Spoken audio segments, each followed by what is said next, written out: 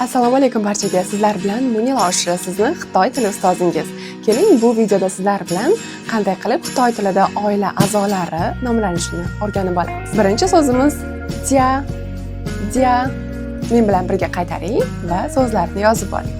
Tarjimasi oila. Yana shunga o'xshashib ketadigan bitta so'z bor, ya'ni jiating, jiating. Bu ham oila deb tarjima qilinadi, faqat shu so'zning ikkinchi tarjimasi ham bor. Uy degani. Jiating. Sizning oilangizda nechta oila a'zosi bor? Xitoy tilida ni jia you ji kou ren, ni jia you ji kou ren.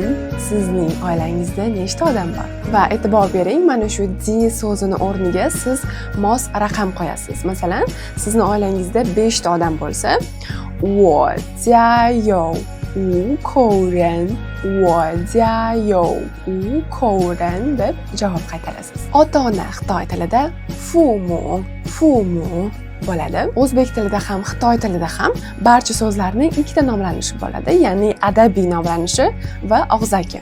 Bilamiz, og'zakida biz har kungi ko'cha-kuyda ishlatib yuradigan so'zlarni ishlatamiz. Adabiyda esa asosan kitoblarda, matnlarda, har xil dokumentlarda yoziladigan nomlanishi bo'ladi.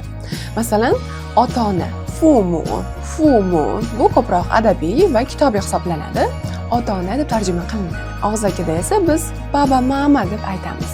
Ya'ni baba dada degani, mama ona degani. Agar siz adabiy ota, ona deb gapirmoqchi bo'lsangiz, unda fu qin deb gapirasiz va ona mu qin, fumu bu shu ikkita so'zning qisqartmasi. Ya'ni biz to'liq gapirmoqchi bo'lsak, fu qin, mu qin bo'ladi. Agar qisqartirib gapirmoqchi bo'lsak, fumu ota-ona deb tarjima qilinadi. Demak, eslab oling. Baba, mama bu ota, ona og'zakida, fumu esa kitobiy. Keyingi so'zimiz xiongdi. Aka-uka, og'a-ini deb tarjima qilinadi. Katta aka bo'lsa, ge, uka esa didi. Aka-uka bo'lsa, xiongdi bo'ladi. Keyingi so'zimiz opa-singil, jiemei. Opa jie bo'ladi, singil esa mei. Va ikkita so'zning qisqartmasi jiemei, ya'ni opa singil. Ana endi sizlar bilan bobo buvi aytilishlarini Xitoy tilida ko'rib chiqamiz. E'tibor bering, xitoyliklar ular farqlashadi, ya'ni otasini onasi boshqacha aytiladi va onasini onasi. Xuddi shunday otasini otasi va onasini otasi boshqacha nom bilan aytiladi.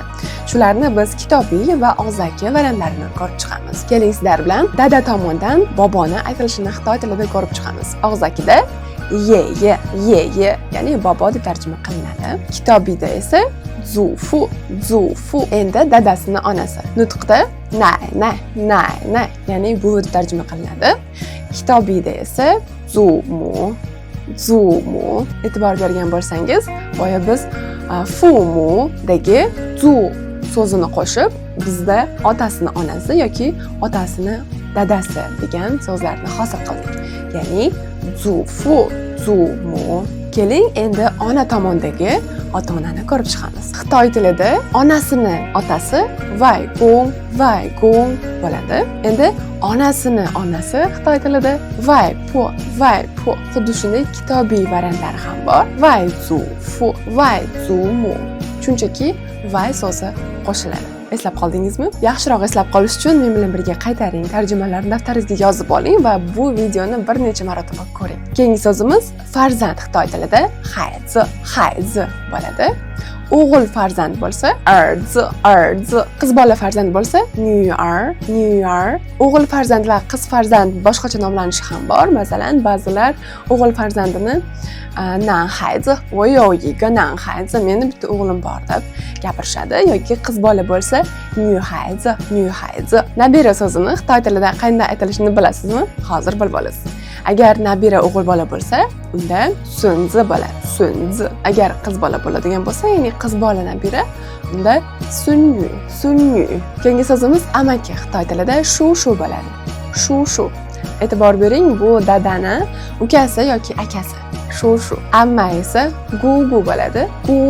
Gugu. Ana endi tog'a va xolani ko'rib chiqamiz. Tog'a Jojo, xola Ima yoki ayi.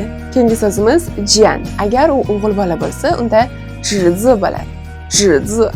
Qiz bola bo'lsa jirinyu, jirinyu. Xitoy tilida qarindosh urug'lar nomlanishi juda ham xilma-xil va har bitta insonga alohida o'zini Xitoy tilida so'zi bor. Mana ko'rishingiz mumkin. Lekin biz ularni yod qilmaymiz, faqat asosiy har kuni uchrab turadigan va bizga kerakli bo'ladigan so'zlarni yodlab olsak bas. Keling endi sizlar bilan Xitoy tilida er-xotin nomlanishini o'rganib olamiz. Zhangfu, zhangfu er degani bu ko'proq adabiy. Og'zaki nutqda esa laogong, laogong. Xuddi shunday rafiqa Xitoy tilida qizi bo'ladi. Qizi. Og'zakida esa laopo, laopo. Ya'ni og'zakida laogong va laopo, adabiyda esa zhangfu. Qizi. Bu videoda sizlar Xitoy tilida oila a'zolari qanday aytilishini o'rganib oldingiz. Keyingi videolarda ko'rishguncha, zayjian.